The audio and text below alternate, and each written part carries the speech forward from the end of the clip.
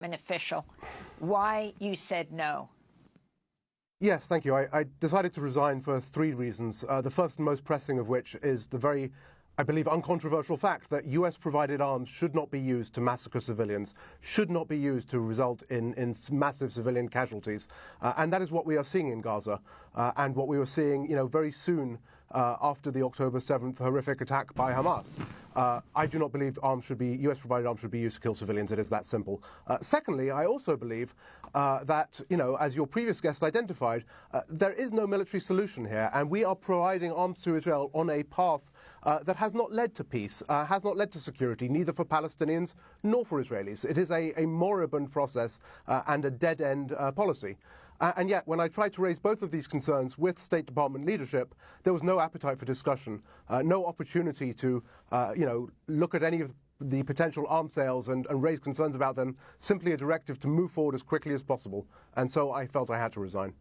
So talk more about that. Talk more about what kind of dialogue goes on at the State Department. And if you, for example, have met with Tony Blinken, the Secretary of State, not to mention President Biden, to voice your concerns. And what about other veteran State Department officials? So typically there is a very robust policy process in the State Department for arms transfers, and there are a lot of those, right? So we're talking about 20,000 arms sale cases a year that the State Department processes, which could be anything from bullets to radios to fighter jets. And for each of those, there is a lengthy process sometimes that looks at, what are the pros and cons of the sale, what are its human rights implications. That has not happened in this context for Israel. And as I say, when I raised those concerns against the existing laws, against the existing policies, there was no appetite for that discussion. I have not personally spoken to Secretary Blinken about this, nor certainly to President Biden.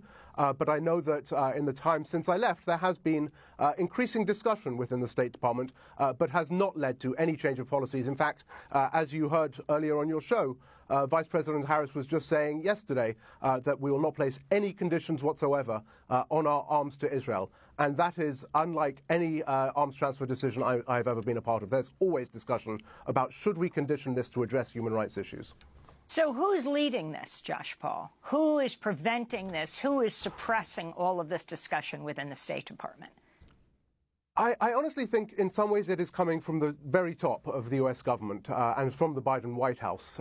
There are many in the State Department and across government who have reached out to me in recent weeks since I left to express their support, but also to say how difficult and how horrific they are finding US policy, and yet are being told when they try to raise these concerns, look, you can get emotional support. If you're finding this difficult, we'll find you something else to work on, but don't question the policy because it's coming from the top.